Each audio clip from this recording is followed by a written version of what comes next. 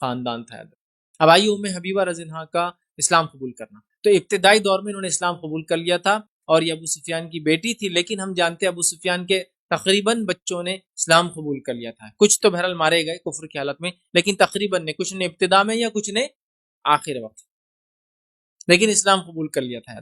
ٹھیک ہے، تو بہرحال تمام کا تمام خاندان جن میں ابتدائی دور میں جو ایمان لائے اس میں سر فہرست اول نمبر پہ جس کو کہہ سکتے وہ تھی حبیبہ رملہ، ان کی بیٹی. اب اندازہ لگائیے، سردار ہے قوم کے خلاف ہے اسلام کی، بیٹی ہے ایمان لاتی. کیسا عجیب معاملہ ہے، بہت عجیب معاملہ ہے.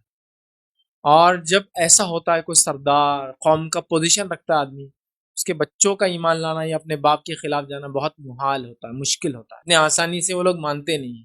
غربت میں انسان برداشت کر لیتا ہے، مالدار چودراہٹ قوم میں ایک مقام رتبہ رکھنے کے بعد ان کے بچے کچھ غلط کرے تو برا لگتا ہے.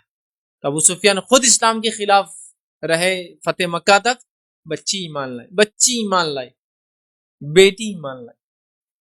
بیٹوں کو تو بھی کوئی باپ برداشت کرتا ہے، بیٹی لائی بولے تو اس زمانے میں تو کوئی حقوق ہی نہیں تھے عورتوں کی. کتنا ٹف گیا ہوں گا، بہرحال ہم سوچ ہی سکتے ہیں. صرف یا وہ لوگ جو آج کے دور میں بھی حق کو قبول کرتے ہیں، اگر لڑکیوں میں سے ہو وہ اندازہ لگا سکتے کیا تکلیف ہوتی ہے ان کو آنے میں، ان کو کتنی ہوئیں گے. جو والد تو سردار ہے. بہرحال شروع میں اسلام قبول کر لیا. اس کے بعد ان کا نکاح عبید اللہ بن جہش سے ہوا. اسلام لانے سے پہلے یہ نصرانی تھے، روایتوں میں آتا ہے کہ یہ نصرانی تھے. ٹھیک ہے، اس کے بعد جو ہے مشرکین نے کافی تکلیفیں ان کو پہنچائی. دونوں میاں بیوی بھی بہرحال مسلمان تھے. عبید اللہ بن جہش بھی اور یہ بھی حبیبہ رضی اللہ عنہا بہت تکلیف پہنچائی. نبی اکرم صلی اللہ علیہ وسلم نے حکم دیا. اور دوسرا جو گروہ حبشہ گیا، اس دوسرے گروہ میں حبیبہ رضی اللہ عنہا اور ان کے شوہر بھی بہرحال شامل تھے. اور یہ دونوں مل کر ہجرت کر کے حبشہ پہنچے. حبشہ جانے کے بعد بہرحال دوسرے قافلے میں یہ لوگ شامل تھے. اور حبشہ جانے کے بعد ان کو ایک وہاں بیٹی پیدا ہوئی جس کا نام انہوں نے حبیبہ رکھا، جس سے ان کی کنیت حبیبہ ہوئی. تو گویا یہ بیٹی ان کو پہلے شوہر سے تھی. نبی اکرم صلی اللہ علیہ وسلم سے ان کو کوئی اولاد نہیں ہوئی. یاد رکھیں بہرحال. ٹھیک ہے، تو یہ ان کی بیٹی کا انہوں نے نام رکھا. اور یاد رکھیے وہاں جانے کے بعد بڑی محنت اور مشقت انہوں نے کی. وہاں جانے کے بعد قریش نے اپنے وفد بھیجے، مسلمانوں کو سکون سے رہنے نہیں دیا. جعفر بن ابی طالب مختلف مواقع پہ گئے، حبشہ سے بات چیت کی، جس کا نام نجاشی روایتوں کے اندر آتا ہے، نگوس آتا ہے انگلش کے اندر، اس کو کہتے ہیں نگوس سے بات چیت کی. انہوں نے عمرو بن عاص کو بھیج دیا مشرکین نے، تو کبھی اس کو بھیج دیا، کبھی ان کے دیندار طبقے کو جو مذہبی طبقہ تھا پیسہ تحفے تحائف دے دیے، تو کبھی کچھ نہ کچھ بہرحال ایسا کیا کہ تاکہ شاہ حبشہ جو ہے نجاشی جو ہے نگوس جو ہے ان لوگوں کو واپس اپنے مشرکین کے حوالے کر دے. بہرحال ہم سب جانتے ہیں نجاشی ایک عادل بادشاہ تھا، اس نے اس چیز کو پسند کیا. اور عادل بادشاہ ہونے کے ساتھ ساتھ نجاشی کی ایک اور خصوصیت یاد رکھیے، یہ مسلمان تھا، اس نے اسلام قبول کر لیا تھا، لیکن اس کو ڈر تھا کہ اگر اسلام کا اظہار کریں گا تو اس کی قوم اس کے خلاف کھڑے ہو جائیں گی، خاص طور سے جو اس کے قوم کے دینی رہبر و رہنما تھے. لہٰذا اس نے اپنے ایمان کو چھپا دیا. جب ایک مرتبہ اس کی قوم کے سرداروں نے کہا کیا تم جو ہے مسلمانوں کے دین پر جو ایمان لائے ہو، تو اس نے جو اللہ کے رسول صلی اللہ علیہ وسلم خط اور کچھ صحیفہ تھا اس کے اندر کپڑوں میں رکھا تھا، تو کہا میں اس چیز پر ایمان لایا ہوں جو میرے یہاں ہے. مطلب اشارہ کیا کہ میرے دل میں وہی ہے جو لوگوں کو لگا کہ جو پہلے تھا، اور اس کا اشارہ تھا کہ اب جو چیز میرے پاس جو اللہ کے رسول خط ہے اس پر ایمان لایا.